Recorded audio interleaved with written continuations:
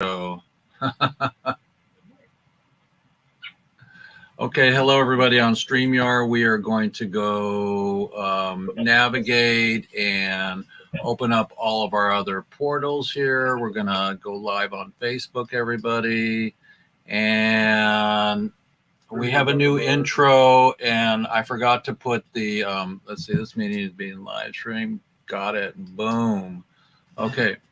So we are super excited to have a show today, and more people will pop in. If they don't, we're still working on getting prisoners home, everybody. I talked to Edwin this week, everybody, and so we're live now. Let me record this so I get the high resolution version.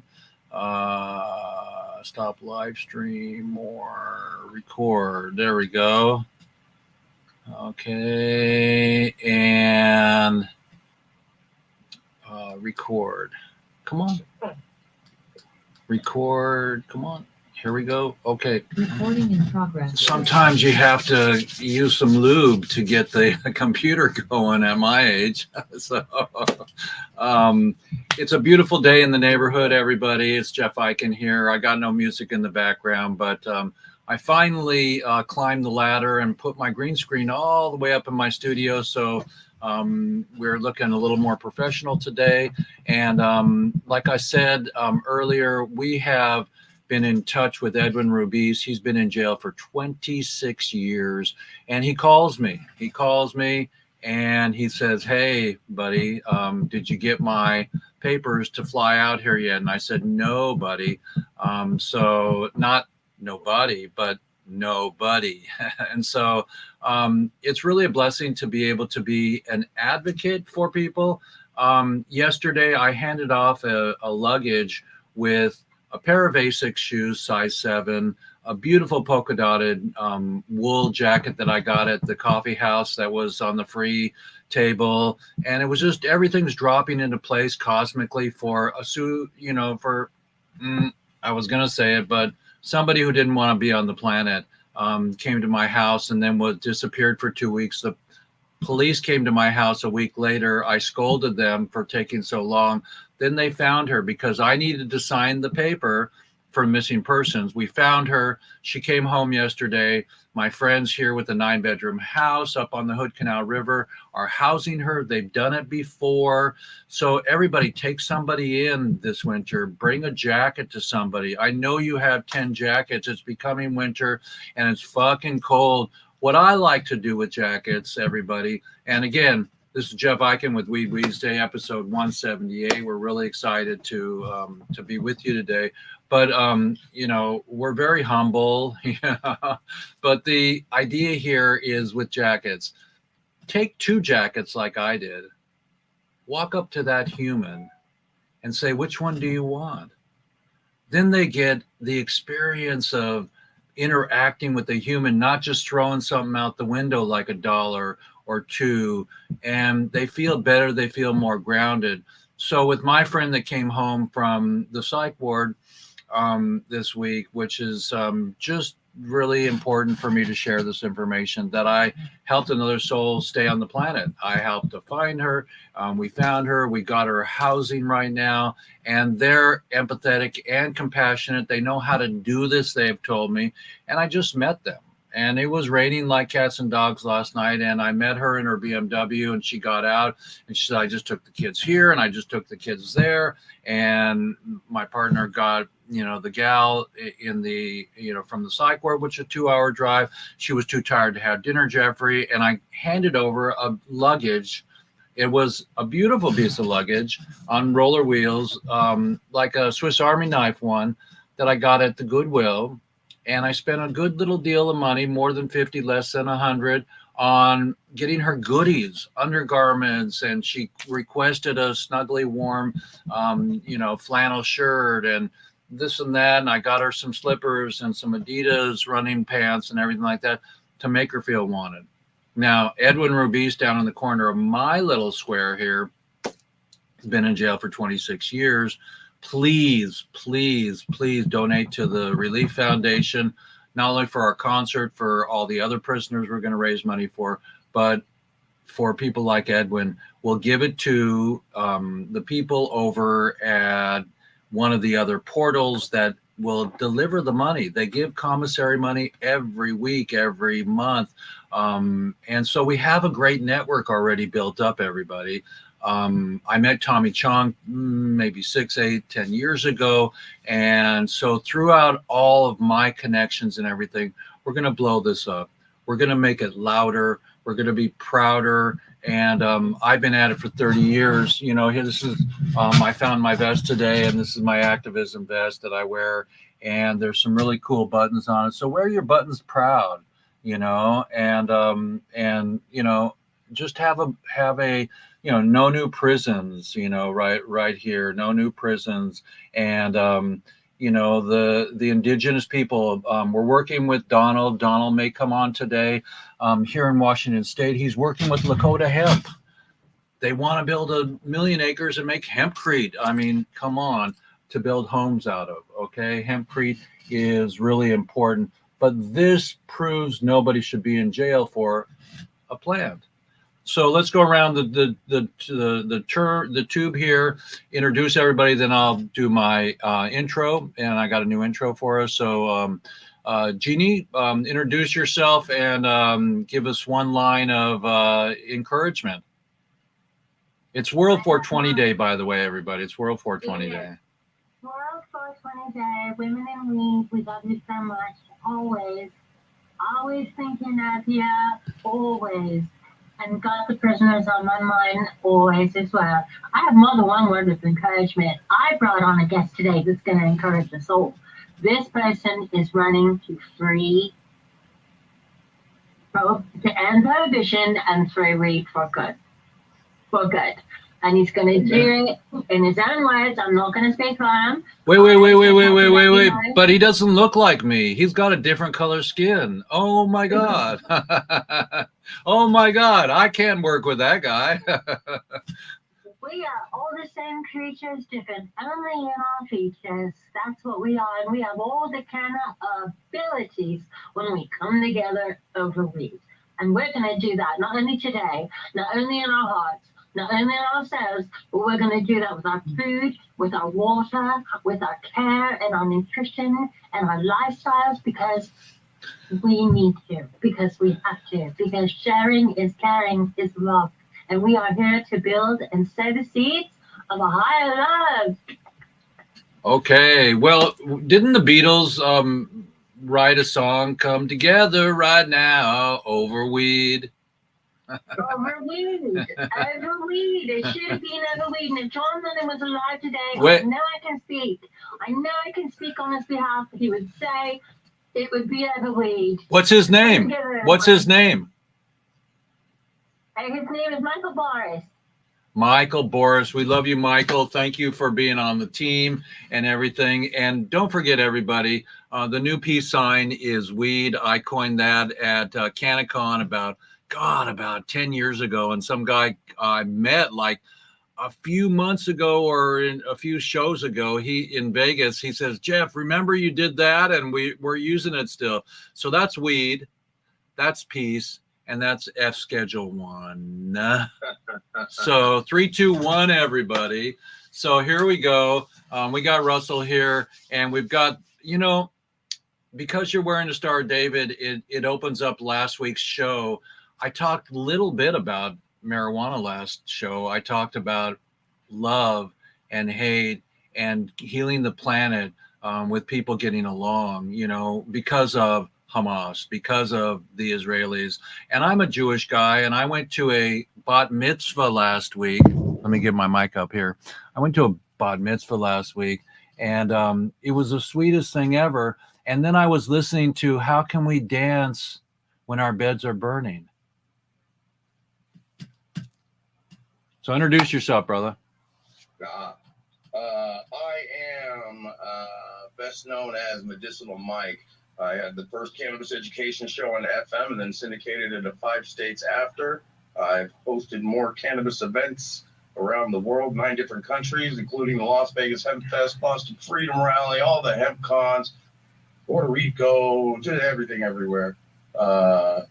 Published author, freedom fighter for individual freedoms. I work with Weed for Warriors. I work with POW 420, also freeing and helping to release prisoners for nonviolent. With Adela? Did you work with Adela? Yes. Yes, I love Adela. Hey. I heard that. He's one of the reasons I got there. I had a listening audience of 5.3 million, and Adela used to work with me. And one day she looked at me and said, well, what are you teaching them? Back when I was just smoking out comedians and famous people. And we switched to educational, and that's how we got on FM. And we did that for 12 years. And I am now currently running for the United States Congress, District 1 in Nevada. And on a decriminalization, not reschedulization. That's bold. Relegalization. Be decriminalized completely. I don't want it rescheduled. I don't want it overtaxed, overregulated. I don't want government stealing money that we worked for. In my words, the largest minority out there is not black, white, green, red, Chinese. It's cannabis users. We come in all shapes, sizes, and forms. We can't be in the military if we smoke cannabis. We can't get health care if we smoke cannabis. We lose our kids if we smoke cannabis. And in Vegas, if you drive that taxi with the giant weed sign on it, you can't do it without a drug test. So if any other minority was treated like that, it would be a riot. Do you work with champs? Do you work with champs out there? Jeff, I know very well. I go to champs, but I work with Bubba. Okay. Up in Colorado. He works with the Denver champs. He's a good friend. I don't work directly with champs. I support Jeff because he's doing good stuff. And have we met before? How did you pull in on me? Here. Ashley right there. Oh, fantastic. Mike, we're going to be famous together. I don't know if Ashley has told you, but I'm navigating Snoop, Earth, Wind, and Fire, Melissa Etheridge, and Wiz Khalifa. We're going to be doing a concert in Oakland Coliseum. I have my board of directors. I'm meeting with an accountant next week, Dina. She just emailed me this morning, said she's finished with end of year taxes and she wants in wholeheartedly. We're going to get people to defer their prices until we get door, and we're going to make $4 million at the door. There's going to be 42,000 people at the Oakland Coliseum with all NFT tickets. So your ticket is good for the next concert. You're the first in line for the next concert. We're going to have a green room in California with Snoop and Willie Nelson, and 100 people at $4,200 for an NFT, which is 100 tickets is $500,000. We're going to, your ticket, your $4,200 ticket, like an ape or whatever, they're going to freaking be able to go in for 42 minutes and smoke out with Snoop and Willie. So we're going to make this concert a tour. We're going to make this concert bigger than anything. Rodimus, who's not here right now, is in France, and Grasshopper, he played Grasshopper as Kung Fu, is our buddy, and he's going to come in, and he's my co-producer. He's going to help produce the show, how it's going to flow. We have 420 children that are going to be film students with Spike Lee, and Spike doesn't know this yet, but Kodak just came out with a new Super 8 camera, and we're going to put a digital Super 8 in all these kids' hands and have Spike do a documentary with 420 students at our event. So we want you on board. We want you on the board of directors. If you're a mover and shaker, you're the person I've been waiting for. Genie 420 has brought me everybody. And so we're all going to make it at the door. We're all going to make it at the bringing commissary money, and money, as I would say, is retribution and restitution for 30 years in jail, for goddamn sake. Oh, yeah. Yeah, that's ridiculous. I've known a lot of people that have done 20 years and more. It's destroying families. I feel like in Nevada and California, as soon as they started to what they call legalize, everybody forgot the medical world. They forgot, the kids that are affected with their illnesses that were being treated. They forgot the people that are still locked up. Anything that isn't doing 20-gram dabs and shaking your ass on Instagram. It doesn't seem to matter to people anymore. Amen, bro.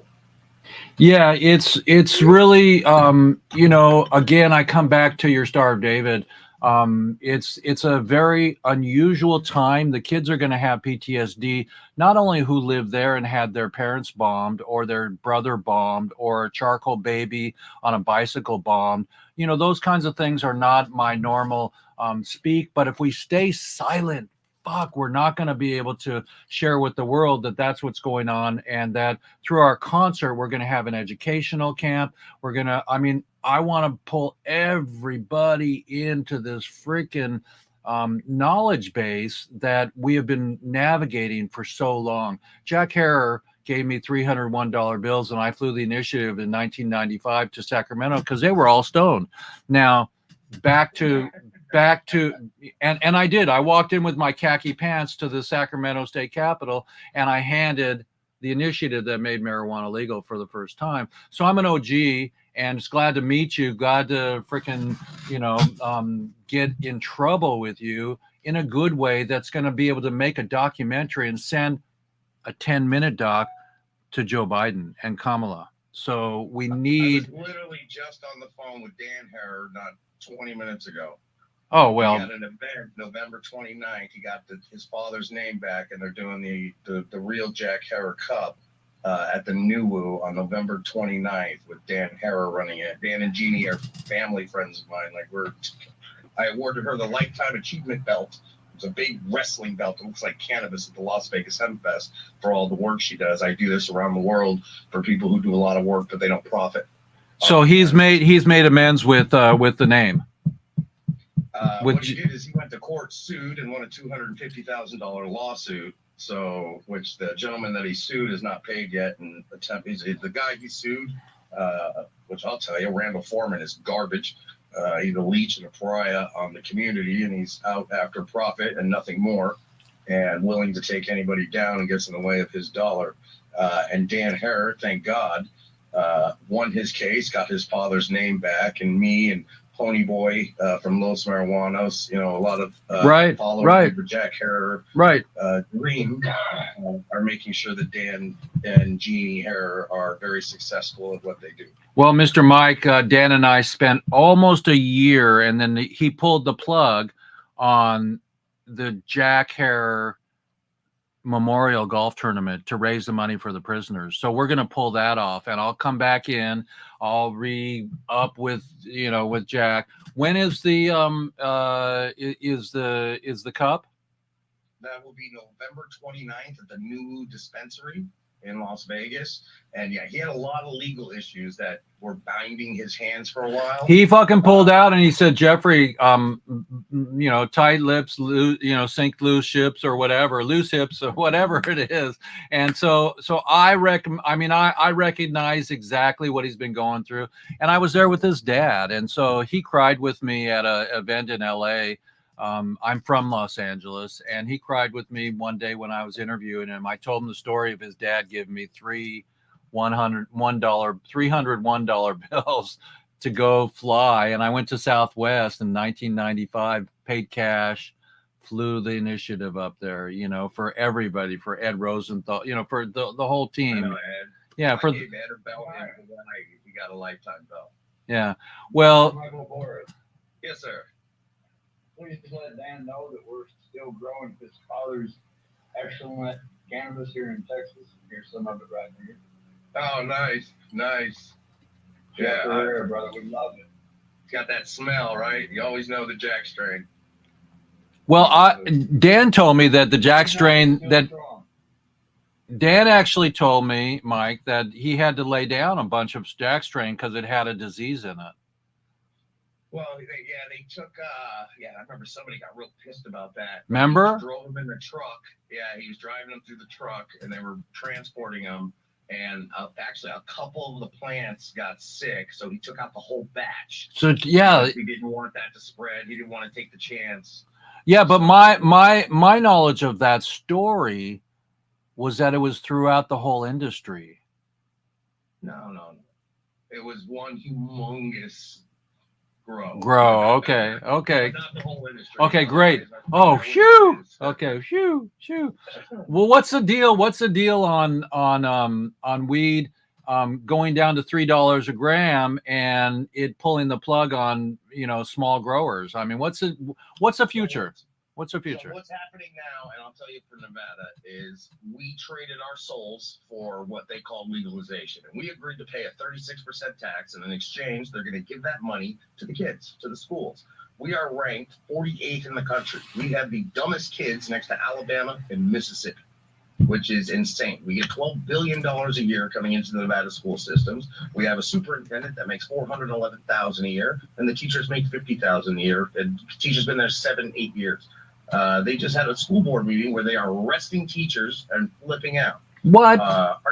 Our teachers, like last week or so. In Vegas? Because the teachers, because the teachers were exploding over the issue when they found out what the superintendent's making is $379 plus his side hustles, bringing them to $411.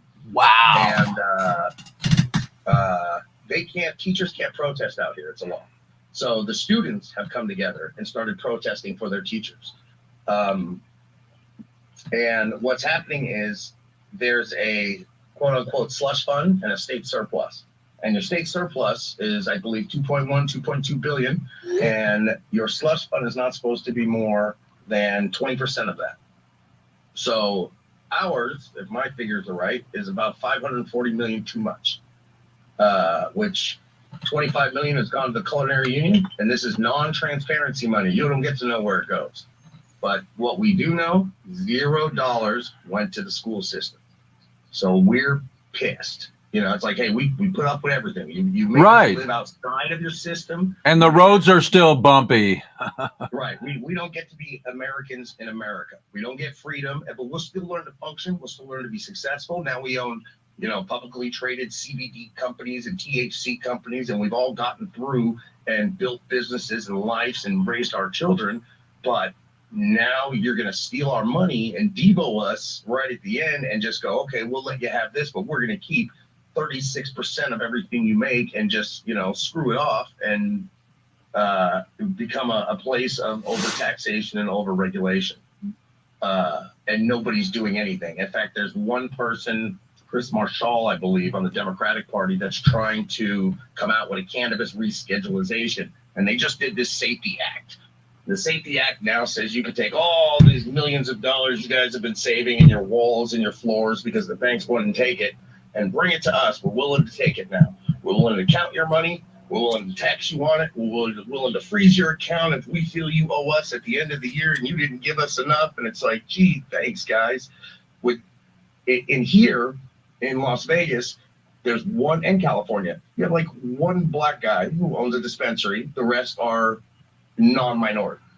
And ours in Vegas is proud of it. The billboard says only black-owned dispensary in Nevada. And it shouldn't be like that. District 1 is very mixed melting pot. I speak fluent Spanish. I'm tattooed head to toe. But I bridge. I wear suits when I'm on stage so I can work with that corporate world. But also I have my East Siders. So I want my people to be able to own their own business, and we shouldn't have to have $2 million sitting in a bank account to be able to express our personal freedom, run a business. We'll have our stuff tested, of course, and do the things you're supposed to do to make sure you have a healthy product. But we should be able to operate and function like anybody else without fear of going to jail, fear of losing our kids, having to hide who we are and live a double life because nobody can know that you're working in the cannabis industry. And that's what I'm going to do. I've been working this path for 20 years now. We need to level the playing field with the Board of Alcohol. Right. If you have the freedom to chew your liver up, which is your right, America. Chew it up, get cirrhosis. That's your right to do so. Go crazy and put your head through a window. That's your America to do so. But I can't heal my body with cannabis. I can't fight my epilepsy or my cancer. And proven. Science has proven this. It's not a myth. Science has proven this. And I'm not allowed to do that because what? I'm not going to buy your painkillers that you won't give me anyway because I have cannabis in my system. You have thousands and millions of veterans that stand together and will dump their painkillers that they are addicted to that have ruined their lives or caused suicide from the depression of withdrawals into toilets. you know, to about that solidarity. Yep, Just the veterans. I could have worn my shirt today that said "fuck opiates," you know. I went 3 years of ROTC.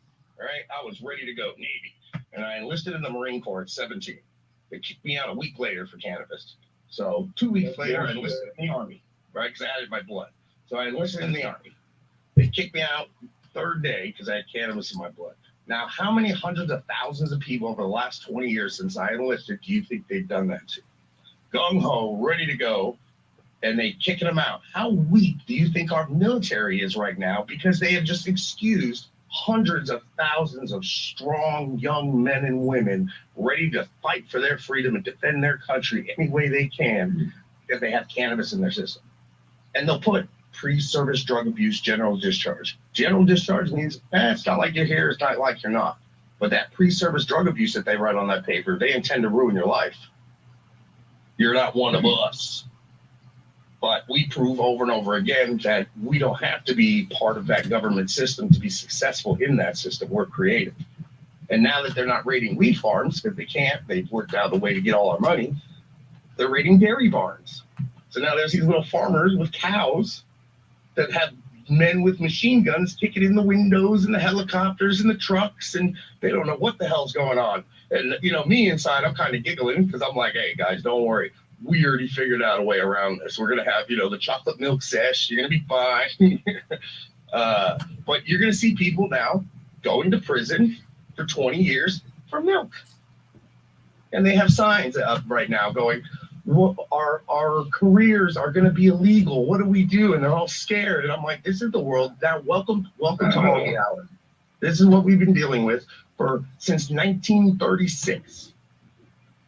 Thank you, Mr. Anslinger. So I decided I'm going to run for U.S. Congress, elect Michael Boris. Anybody who believes in decriminalization or cannabis, please donate to my fund. Or don't. I'll do it without everybody.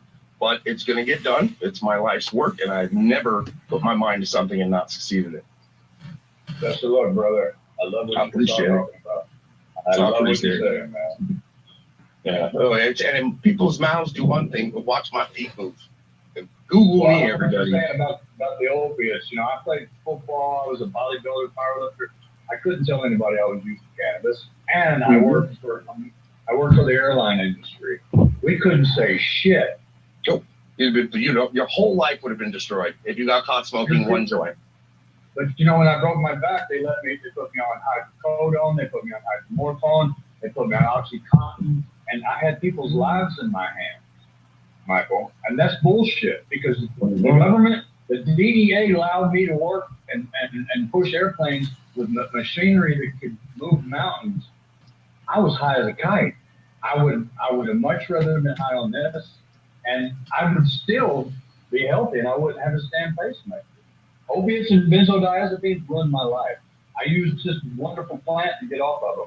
So everything that you say gives me goosebumps. I live in Texas. Okay? The black market keeps us alive. All right. They make the black market strong, and if you decriminalize, there is no black market. Now we're all legal. Everybody has the right to have a business. The pursuit of happiness. It's in the freaking Declaration of Independence and the Constitution and everything that is America. Is you're pursuing your happiness. And they prevent it at every step if you have cannabis in your blood. You're not allowed happiness in this country. Ashley found gold when she found you, brother. Ashley, way to go. I've known her for the beginning of time. Hey. Look how we're all coming together, because I'm telling you, I was the conservative. I'm a grandfather. Okay, I speak Spanish too. Yo hablo solamente español aquí en la casa. Sí, yo tengo 3 años en la escuela, en la clase de español. No comprendo mucho, tú hablas muy rápido. Muy rápido, yeah. The reason I had to do that is because when I got sick, the government put me on Social Security disability and wouldn't allow me to work anymore. And I had to move over here to the Hispanic part of town because I couldn't afford to live over in that side of the town. I couldn't. They put me on Social Security disability. I have 2 college degrees and I speak 6 languages. I was done. At 44 years old, I was done. But they prescribed the shit out of drugs, man, and it ruined my life. And I got my life back with this. That's how I met Jeff, doing documentary. See, it's about educating people because that stigma is still there, especially if you're in California or something, or even Vegas or somewhere. Texas is doing pretty good. Oklahoma, where you have an excess of education, it's the norm. But when you go outside of these areas, or you go into these boomer, that boomer classic generation, they still think, my aunt, who's a super left wing, just left her 10-year boyfriend because he laughed too much, and I found out he's smoking the weed, and that stuff hurts your heart. And I was like, who the fuck gave you your education? Who gave you your education? I was like, it's regrowing dead tissue. Necrotic tissue comes back. It doesn't get any better. That's Jesus shit. That's resurrection. Your brain is back to life.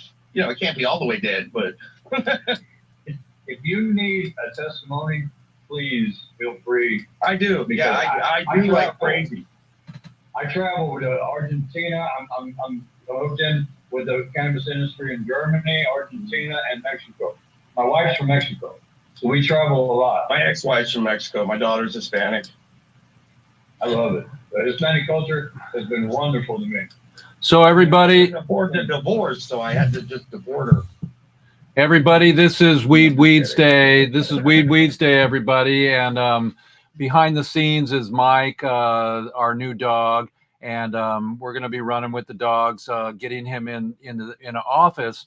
That's kind of what we need to do, everybody, is we need to put our people in office, because when I was a kid, I thought we were going to be in office, and that the people my age were going to grow up and take care of this shit and bring love and peace and harmony and prohibition, because it was way illegal before I was born, and I was smoking out of an apple in the garage to hide out from my mom and dad, reading Mad magazines, spray painting the walls, and my parents got me in trouble. I couldn't read Mad anymore, so I beat the system. I went and got cracked. Yeah, I love that one. So the idea here now is to learn everything that we've learned, and as a kid, and as activism and activists, and not pull secret bombing events, because Mike is wearing, like I said today, that Jewish star that we talked last week a lot about, wars going on the planet, and we're really, really, really, really incredibly happy to give you the news today, everybody, and to bring people into the space that nobody should be in jail for something that doesn't fuck your liver, like alcohol, doesn't make you angry, like alcohol. What I say when I get on stage is nobody, hang on, let me bring myself up to the center here. What I say to everybody is or when I get on stage is, nobody beat their partner on marijuana, but alcohol's legal. Freedom. They should all be legal. If you could be responsible, drink alcohol, smoke weed, eat mushrooms, try your kratom. It is your freedom to do so. You're in a free country. And it's a plant that God put here on the freaking planet. And it's a shame that they have to pit us against them. Like, we shouldn't even be compared to alcohol. We're a vitamin. Cannabis is a vitamin. Dennis Perone used to tell me, he goes, whether you like smoking it medically or not, it's not an option, because it's helping you medically. You could be smoking as recreational as you want, but you are taking a medicine in. You can't help that your cannabinoid receptors are kicking it in. So smoke recreationally as you want. You're still ingesting medicine. Well, before we get too stoned here, because I still haven't played my intro yet, but it's kind of a common thing here. Meet Rodimus Para. Rodimus, say hi to Mike, our new guy that's really energetic, and he may have some swag to help with the concert. Mike, you are swag personified. Hello, I see we have the same blurry background. We might be in the same building. Mike, listen, everything that has come out of your mouth since I have been here is pure gold. Thank you so much for your integrity, your power of expression, your passion for educating, for sharing, for building bridges. I love you because of that. I appreciate that. I appreciate you very much. It's a thankless job, the cannabis industry, as No, if you guys know. Not thankless entirely. Not thankless entirely. You're right. Hey, Well, we're Rodimus. not here to get roses. We're here to make changes. We're here to plant roses. Yeah, that's true, man. Listen, you are a very powerful advocate, and I'm grateful that you are here. I'm grateful that you are participating in Jeff's podcast, and it's a great pleasure to meet you. And Russell, absolutely. I love you, Russell, and Jeannie, I love you so much too. So I'll bring everybody up on stage here. Rodimus, can you read my little oval sign there? It's not podcast anymore. Oh, sorry. What is it now? What does it say on my little square? My little oval. I'm gonna have a photosensitive seizure trying to. What does it say down there? WEEDSDAYS. Yeah, but you said podcast. What is it? Come on, read the oval. Dude, don't make me do something. I don't know what you're asking. Podcast. It's my new podcast. It's podcast. It's a podcast. Podcast, everybody. So we're gonna podcast today. I'm gonna say hello to everybody. Rodimus, Grasshopper, and Russell, and Jeannie, and Mike. Let me share my screen with you all here and get a little intro going on here, so it looks like we know what we're doing here. And share screen right now, and here we go with our intro. It's a new little intro here, and here we go. Can everybody see that? Yes. Okay, here we go.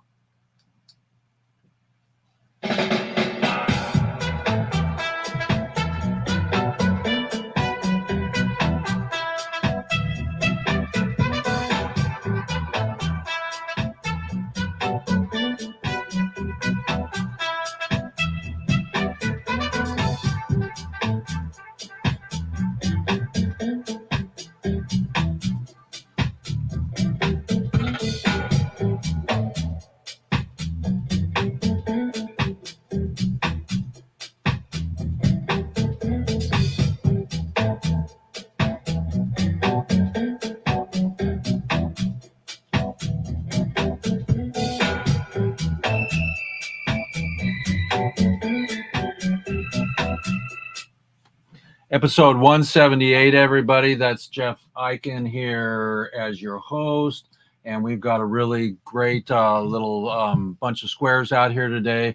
We got the White House behind us. We want to prove to the White House that alcohol is not as safe as marijuana. Marijuana is safer than alcohol. I got my humble shirt that I'm going to be very humble, today. And I'll take responsibility for taking Jack Herer's initiative to the state capitol in 1995. I am an OG. Doesn't matter who I am, what I've been, where I've been. It's about today. It's about tomorrow. What are we going to do to help to end prohibition? Because we can't stop the nuclear bombs. We can talk about it. We can be louder about it. I went to the state capitol in Washington with a bunch of elders, and we did a nuclear dance the other day. And so I'm trying to help them by donating my time and making films for them in between everything else that I'm doing, including having a relationship with the Kimsters. So we love you, Kimmy. Kimmy's here in spirit today. So 3 for weed for my beautiful partner in crime. We were going to go to Arizona next week, but we decided to stay because I helped a friend come out of the psych ward yesterday and make it to her new apartment. And so every time I help somebody come out or to stay on board and not to commit the final program of life, it feels great. I can't tell you exactly the emotion I feel when I heard that Jeff Mazansky was coming home after I filmed him, and he's on my film. So the idea is that it's a feeling that needs to resonate, and we need to bring everybody home, everybody. And so why don't we dig right in? Rodimus, introduce yourself and then read us the news, okay? And say hi to everybody. Hi, everybody. I'm Rodimus, and I have a storied past in the entertainment industry. My biggest claim to fame was playing the role of Grasshopper, that is the young Caine, on the original Kung Fu television series. I was a little too late. Oh, dude. So that's who I was. I had a shaved head, and yeah, I was a child actor in Hollywood. Big fan. So I did that for a few years, and I'm very proud of the fact that I have my anonymity. I can go out in public, and there's no paparazzi after me, and yet I am a meme. I am a meme. Grasshopper, patience, Grasshopper.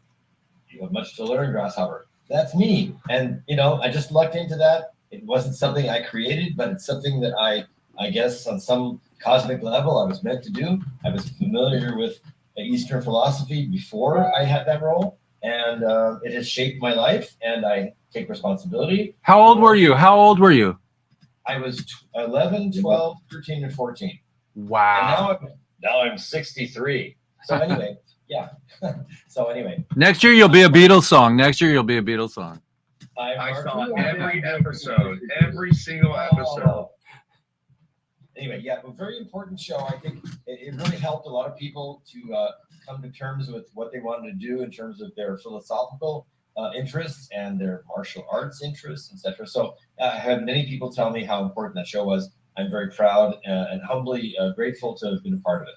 I did not write the show. I did not create the character, but I gave it some life, and I'm grateful for that. So that's one of my past things. I've also been a creative artist for many years, and did some really very interesting head enhancing psychedelic video. I did that for a few years. Was that inspired by 420 imbibing?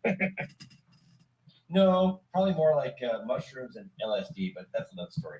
Anyway, so Wait. Nobody should be in jail for mushrooms. Amen.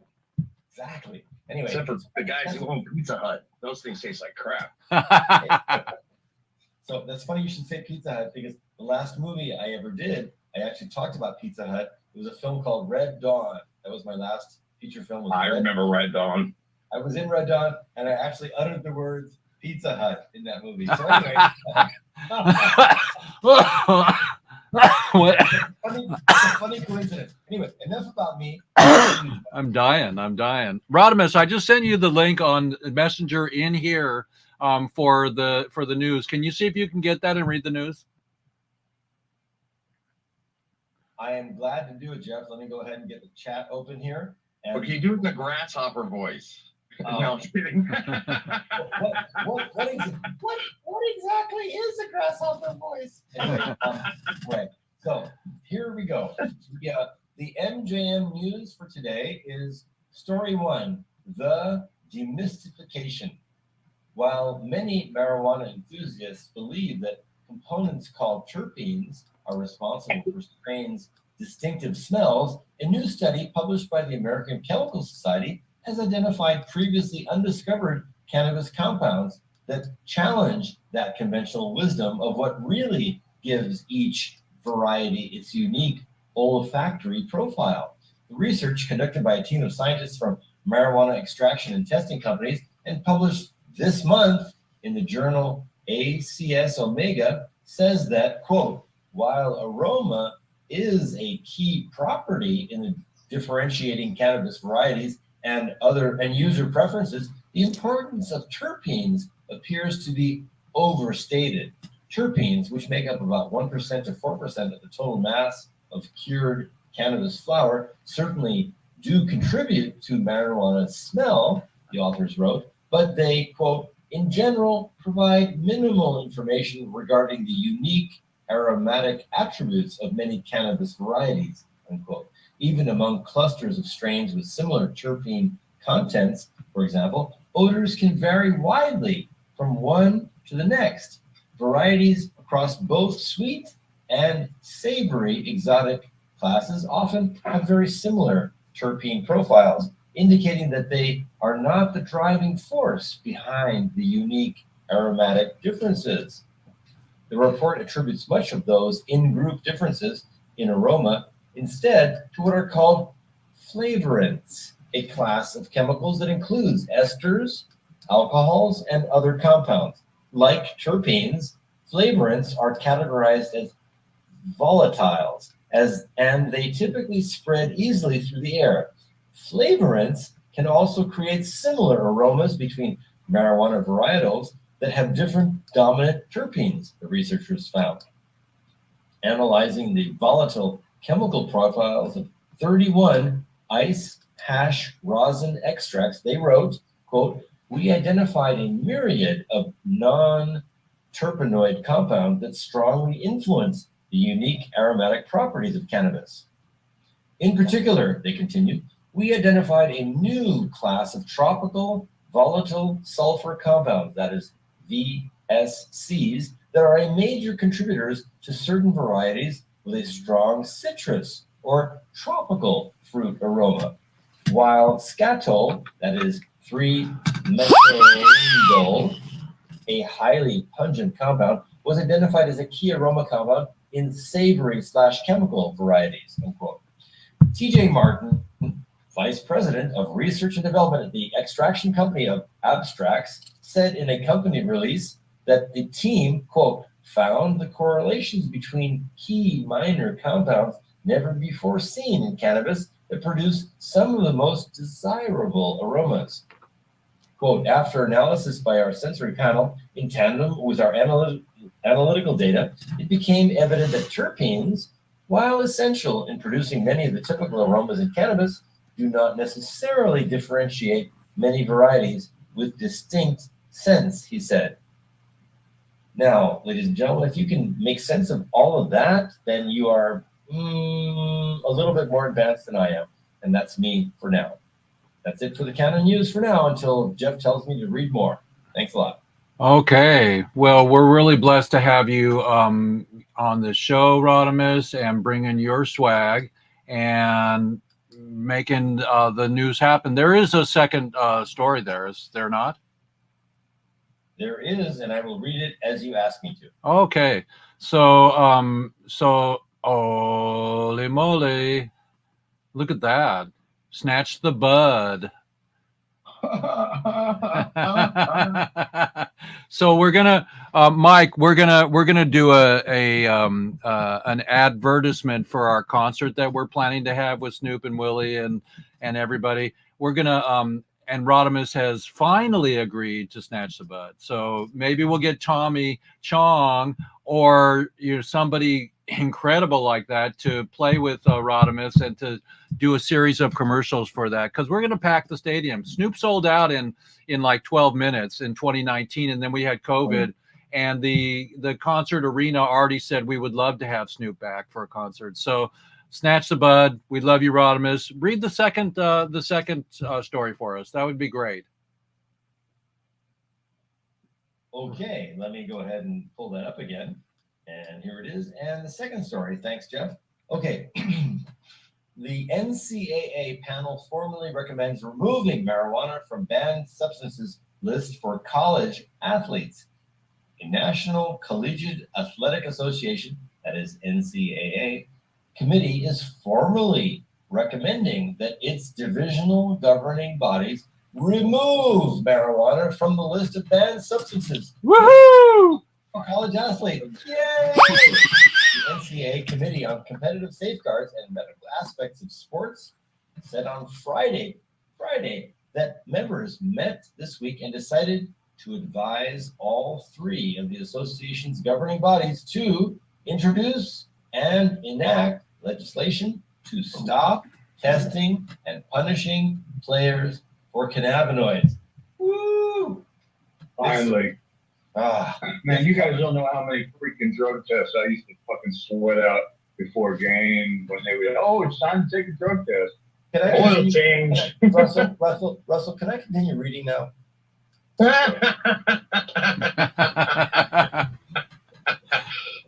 This comes. Wait, Rodimus.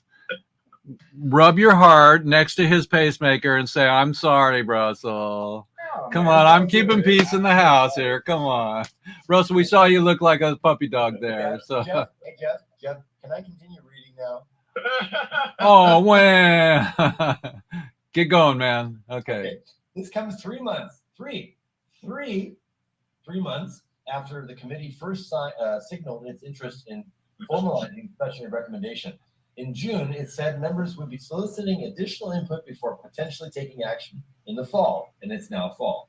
The committee said that the rationale behind the decision was multifaceted. Ending the cannabis ban, one, acknowledges the ineffectiveness of existing policy, banning, testing, penalizing, and two, affirms its belief that cannabis is not a performance-enhancing drug. And three, Russell, you know what, bro, you need to mute now, okay? Is that okay? Can you mute now? And three, promotes the importance of moving toward a harm reduction strategy. The timing of discussion and adoption of possible legislation is a decision that will be made by each of the three NCAA divisional governance structures, the panel said on Friday. This recommendation is based on extensive study informed by industry and subject matter experts, including doctors, substance misuse experts, and membership practitioners, that is, people who smoke. Yes, and the recommendation aims to recenter student-athlete health while recognizing membership options and the shifting cultural and legal landscapes surrounding cannabinoids, it added. If the reform is adopted, it would build on a policy change that NCAA enacted last year to increase the THC threshold that constitutes a positive test for college athletes from 35 to 150 nanograms per milliliter, aligning the NCAA rules that with that of the World Anti-Doping Agency, WADA. When making a decision on an important topic like this, we agree that the membership should have an opportunity to vote on the final outcome. James Houle, committee chair and lead sports psychologist at Ohio State, said in a press release on Friday, "We are recommending a big shift in the paradigm when it comes to cannabinoids. We want to modernize strategy with the most up-to-date research to give schools the best opportunity to support the health of student athletes," unquote.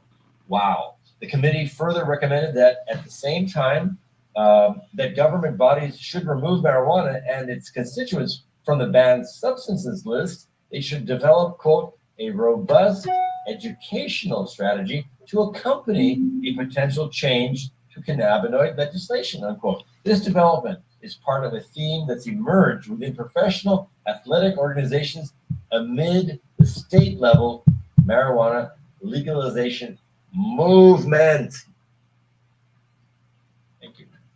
Well, this is another proof, everybody, another proof that marijuana, I mean, is if they do that, they pull that one, we got to bring all our prisoners home.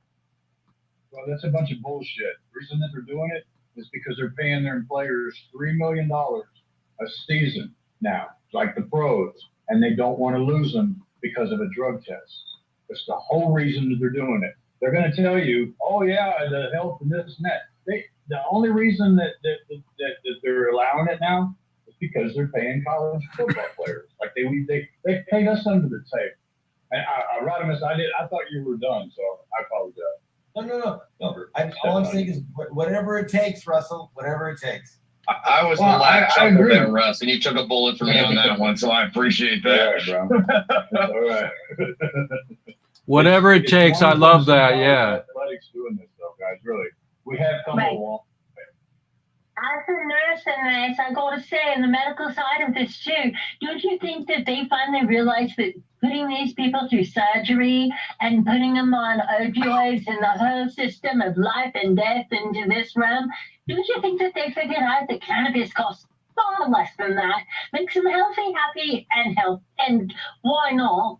And then they just, well, you know what? The alternative is we can keep doing what we've been doing, or we can actually try something else that seems to be working with no side effects.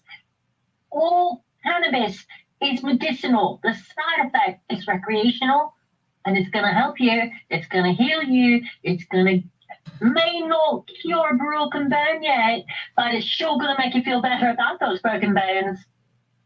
They don't care about the healing and stuff. They care about the money they're losing on the pharmaceuticals that they're pumping into. Just the athletics department alone, I mean, you're talking hundreds of thousands of dollars. Each one player is probably consuming $50,000 a year in pharmaceuticals. Certainly. And in surgery, and in injuries, and in the inability to There's continue with their lives $1 million afterwards. per player right there on medical. Exactly. This thing costs a fortune, and they're making money on me. And they can cut the battery anytime. That's what sucks. I'm on number 4. Well, you remember the first Bluetooth, that was Gilligan, because he could like get the radio on his tooth, you know.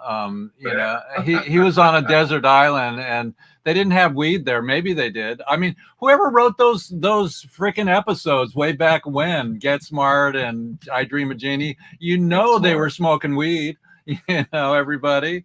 So this is Jeff Eichen on WEEDSDAY, episode 178. We're at the top of the hour. We're going to go around the circle and get final words and see if there's anything else that we need to bring up. But I think that's a great idea, is to let the freaking athletes alone with marijuana, because they go out afterwards and they risk everybody's lives by getting fucking drunk on alcohol and driving home. So let's go around the top and hit at the bottom with Jeannie. Rodimus, final words for today. Love. Okay, that's 2 words. Okay. What's the how do you spell love backwards? Evil.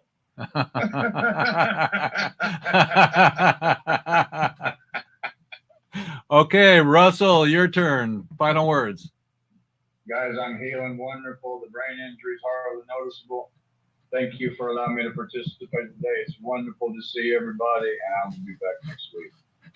Peace. Okay, Michael. I just want to thank you guys for having me. Russ, a pleasure to meet you. Ashley, great as always. Jeff, thank you. Grasshopper, man, I watched that show. Had I known this in the first place, man, I'm literally watching the reruns right now. And if you're out there and you have a passion about your freedom and decriminalization, you know, which is just one thing I'm trying to do, but I don't live in the ivory tower. I'm regular like you people. I've had your backs for 20 years now. I need you to have mine. ElectMichaelBoris.com. You spend $50 a week on weed, throw 10 to the campaign. These other people, they're millionaires. So we're doing great on fundraising, but we got to make more, and it costs money. So $10, $5, 50. What's your portal? What's your portal? What's your portal? Elect Michael, MICHAEL, Boris, BORIS.com. I'm going for U.S. Congress, Washington, D.C. I'm the only one going up there to decriminalize cannabis, and I got a big ass mouth, and I'm very convincing. Michael. Yes, Grasshopper. Would you please also make sure that you are very versed in civics before you go there? Oh, I am. I just on this show, this is what is, this is our topic. We're going around the circle. My name is Jeff Eichen. It's 178 episode. Paul Stanford, who was here, he's like on episode 2000, and 39. And we were going to go to Copa in Colombia, but we're not made of money. We're not growers right now, so they couldn't afford to fly us down. But next year we're going to go down. We're going to bring Jeff Mazansky and a couple of the 40 tonners. We're going to hit the world, and we're going to end prohibition globally, everybody, with the help of Michael, with the help of Rodimus, Snatch in the Bud, and our advocates that are actual testimonial people like Russell, and with our beautiful soulmate and canon nurse, Ashley. So thank you so much, Ashley, for bringing Mike in today. And Ashley, final words. I've learned so much today, and it's brilliant. The show has been wonderful. I hope everyone gets a chance to watch this and to listen and to do your part. Do what you can, because we're in this together, and we're going to make it a better place. We really are. This time we're going to do right what we didn't do right the first time. And we're going to care at a level that we've never cared before, because the healing and the truth is finally coming forward. And we're starting to see that we can keep doing it the old way. But what the heck? Now we try peace and love for the first time ever. Let's do it. I love everyone. Elect Michael Boris. Well, that's a really great show we've had today. I'm going to try to pull something up here if I can find my my pull up here, because I've got this incredible. You can see my software, which is kind of kooky, but if I can pull up my. Okay, here we go. I got it right here.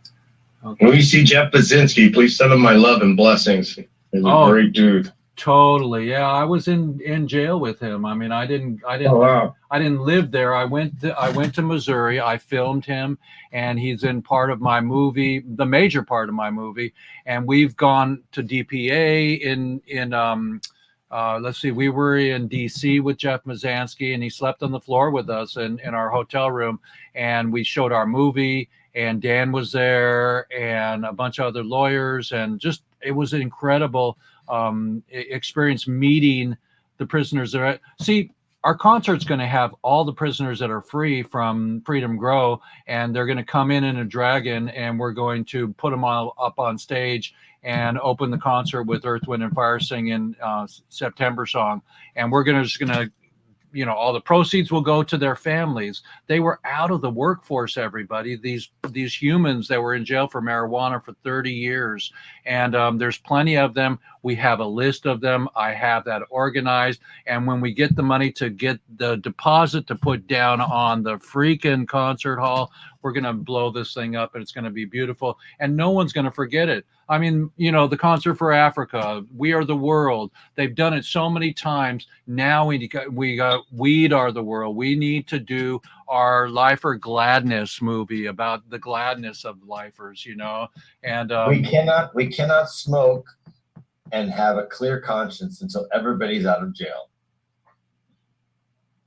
And so put a dollar in your tip jar, everybody, every time you puff.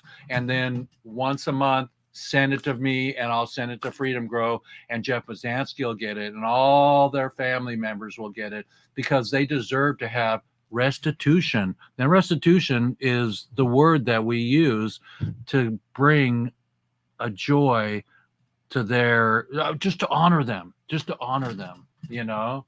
I mean, forget about me. I've never been on stage and got a Gold Cup award. Let's, you know, one of these days they'll help me. But the idea is that I do it selflessly. Last night I dropped off a suitcase for one of my friends that came out of the psych ward. And so do the best you can, everybody. It's Jeff Eichen with WEEDSDAY. Thank you, everybody. It's been a bitchin' show. Mike, send me your contact information. We want to have you on a Zoom chat with you, me, and Rodimus about our concert. We'd love to get dirty with you, man. Absolutely, absolutely. I'm honored. Oh yeah. Okay, everybody. We got to have our 3 photograph here. Hang on. So let me. Whoops. I got to get a. Whoops. I gotta move my thing here. Okay, boom. All right, everybody hold 3 up, boom, and I'm gonna boom, boom. Okay, I got my finger. There we go. 1, 2. Okay, that's our thank you picture, and I'm gonna roll out of here. I'm gonna share my screen. Stay with us, everybody, for this short share screen here, because at the end I want you to see. All right, this is my intention here, everybody. Today is World 420 Day, and so the poster that I have here for World 420 Day, you can see that right there. I want everybody to take 42 seconds out of their day, which is right now, this episode. Close your eyes and visualize all the prisoners coming home, and we end prohibition. World 420 Day, everybody, including Tommy Chong, including all the prisoners still in. Edwin Rubiz, we love you. We're coming for you.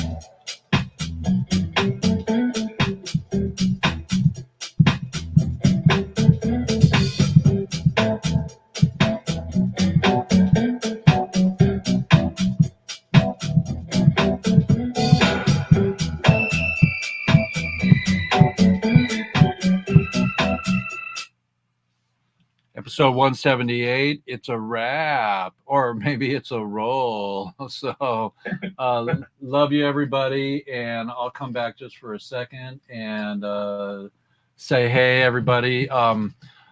Let's do a circle again. What's your dream, Rodimus? My dream is all nonviolent cannabis offenders out of jail. Mike, your dream.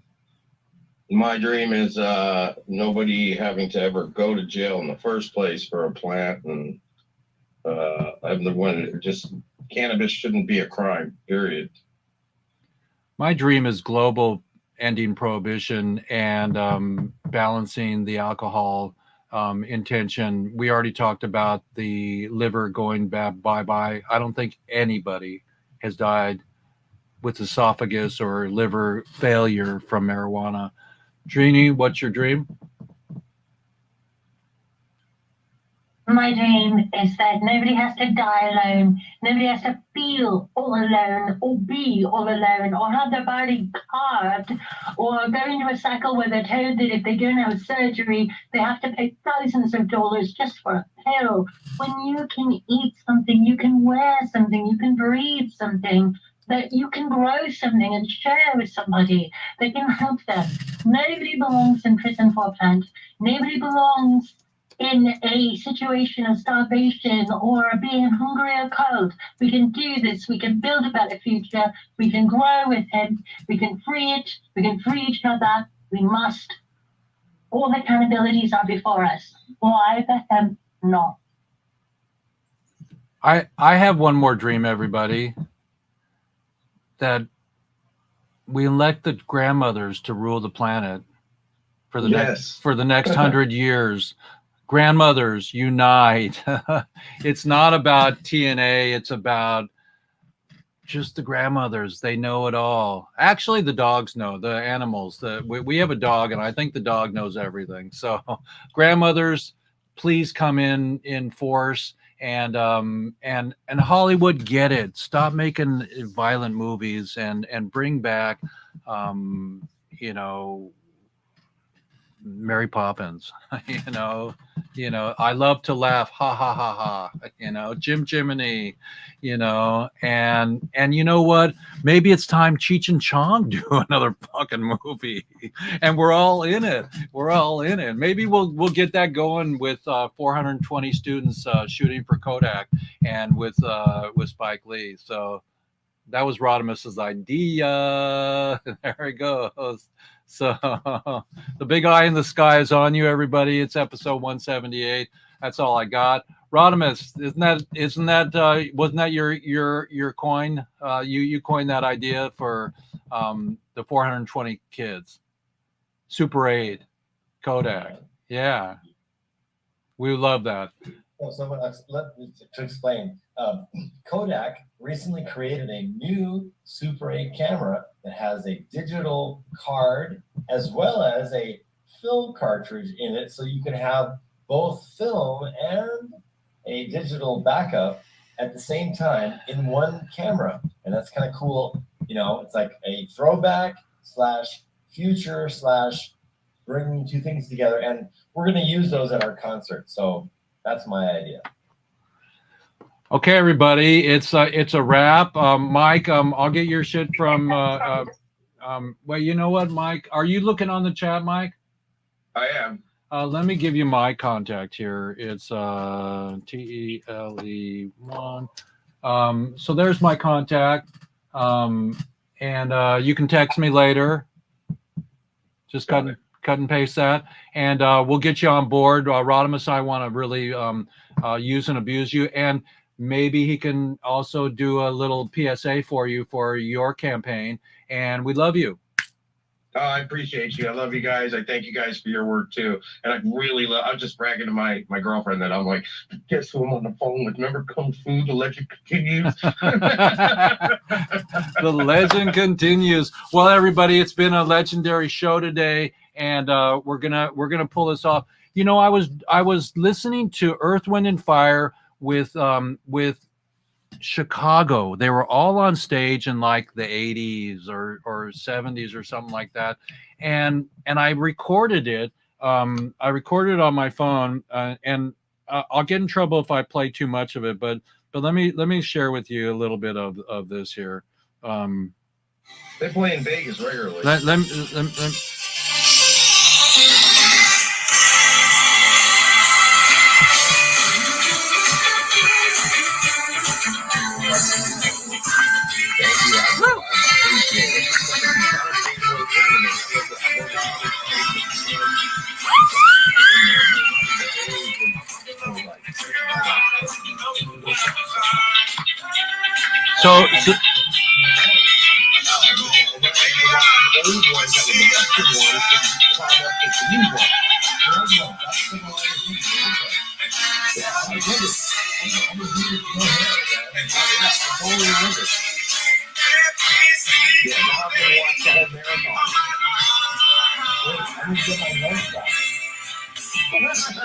so So he, while Rodimus is getting his nunchucks, I want to oh, his lunchbox. Oh, I thought you said nunchucks, dude.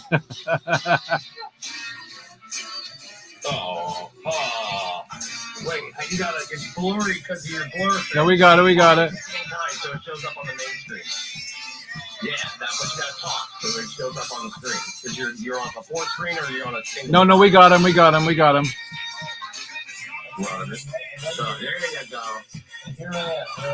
Let me see the front. There you go. That's so cool. Wait, there's more. Hold on. There's our thermos. Screenshotting it.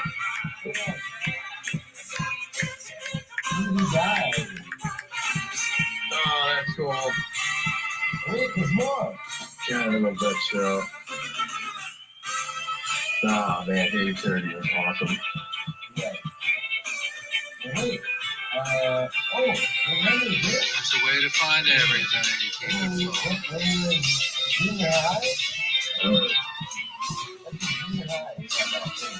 Was that a weekly reader? Oh, just about. And here is the original paperback. You just collected all the free stuff.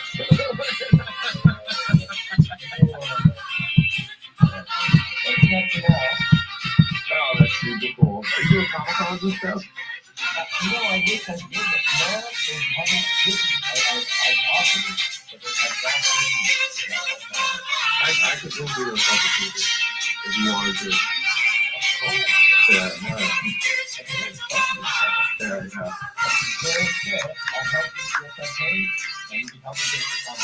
no, that'd be great. Yeah, I like YouTube games, the Fox and the Hound, dude. He still said his mom, the babysitter's dead, and he took her over to shoot and shoot her off the roof.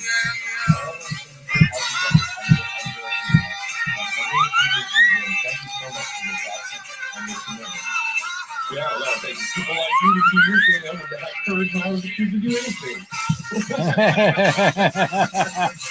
With the morals at the end of shows like that taught us to be the men we are today. Right. Walk in peace and justice. Mm-hmm. You know, Cain kept going, even though he knew how to defend himself. The humble pie will help us the rest of our lives. No, I'll be watching that show all day now. All right, everybody, it's an amazing day, and I've got Rodimus has sent his Gmail to you. There's another. Oh, whoa, nice photo, Rodimus. You gotta talk while you're showing it so I can see it because I'm on a single screen. Right. On my hand says Master Time. I gotta understand the other side. Yeah, I collect. I'm a collector in a weird way. I'm very nerdy. There's no weird. Yeah, no. I have very eclectic things hanging on my walls.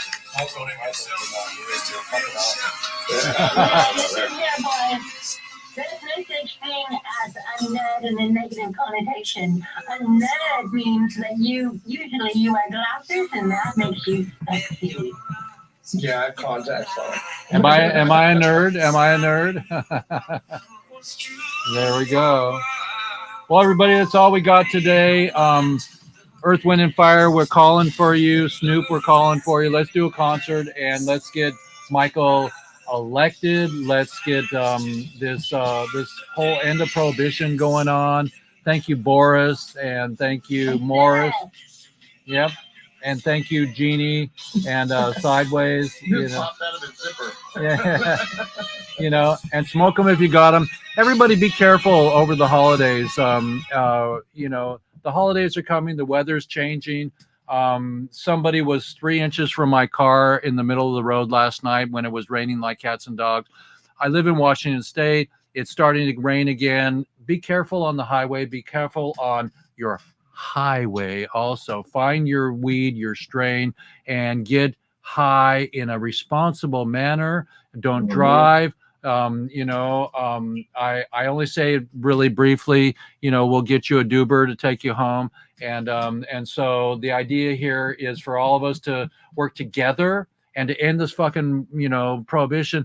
And if we have to take Dan's, you know, Jack Hare's people and Dan and all of us to do a 1 million person walk once we get this, once we get Michael in, you know, elected, we'll do 1 million people walk, you know, and we'll bring the cannabis and we'll bring everybody. We'll bring Randy Lanier. We'll bring everybody. Nobody's bigger or badder than just yourself. Everybody, you have a role. We're gonna show up on the cannabis. Now you're doing it. Wait. I got to show my pacemaker. Okay. All right. Yeah. So let's keep pace, everybody. And no mace, you know, I mean, what's fear all about? You know, I saw Jim Belushi do an ayahuasca talk the other night. And he said, oh, I finally went to the jungles and I did ayahuasca and I was in and I saw all these people coming at me and I had to get on an airplane and go home. And the shaman said, what are you doing? And the shaman said to him, you know, what are you doing, Jim? He says, well, there's all these fear and all these people dressed in suits and everything coming at me and I got to go home. He says, no, make friends with them. And he was in his ayahuasca moment. And so the plant can help you, everybody. I can't tell you that it works. All I know is that I've never turned away from it and nobody deserved to be in jail for a plant. Thank you, everybody. That's all I know. Wait. And then my third one. So I've got my little army here and my beautiful farmy, and we're going to plant the seeds in our farmy, and we're going to snatch the bud and help everybody have their dream come true. Nobody should be in jail for a plant. This is Jeff Eichen. We're out of here today. So hemp hooray. Yeah, hemp hooray. And that's all I got to say. Peace out, everybody. We'll see you down the road. Recording stop.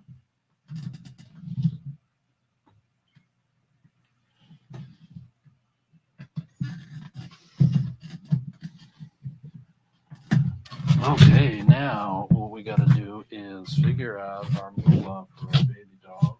Our baby dog.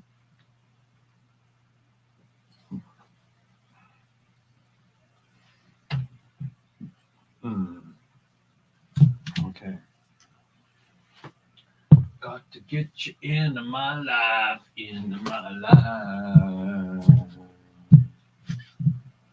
I was alone, I took a ride, I didn't know what I would find there.